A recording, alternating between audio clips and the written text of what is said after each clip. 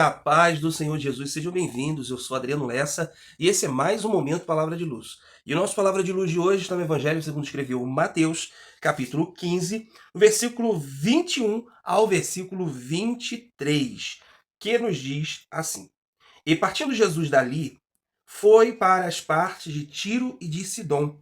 E eis que uma mulher cananeia, que saíra daquelas cercanias, clamou, dizendo: Senhor, filho de Davi, tem misericórdia de mim, que minha filha está miseravelmente endemoniada.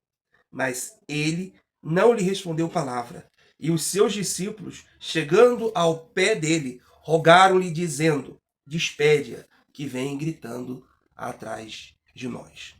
O que nós vemos nessa palavra era uma mulher cananeia pedindo ajuda de Jesus, também conhecida como mulher Cirofenícia.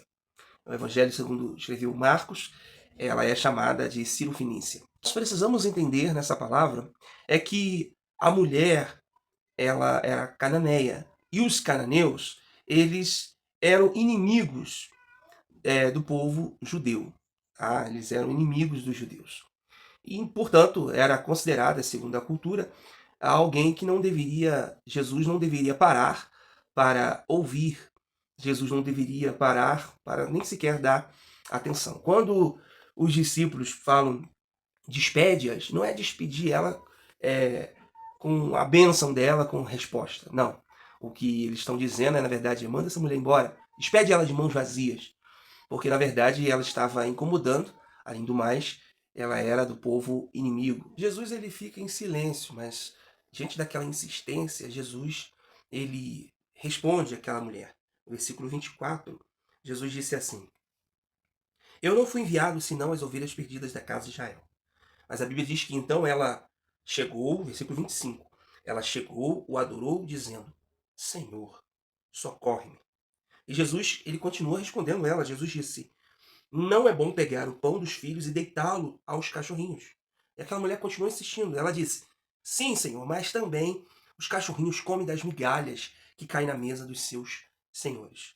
Jesus, vendo a insistência daquela mulher, ele diz no versículo 28: Então respondeu Jesus e disse: Ó mulher, grande é a tua fé. Seja isso feito para contigo, como tu desejas. E desde aquela hora a sua filha ficou sã. O que nós aprendemos com essa palavra é a insistência daquela mulher. Ela clama socorro.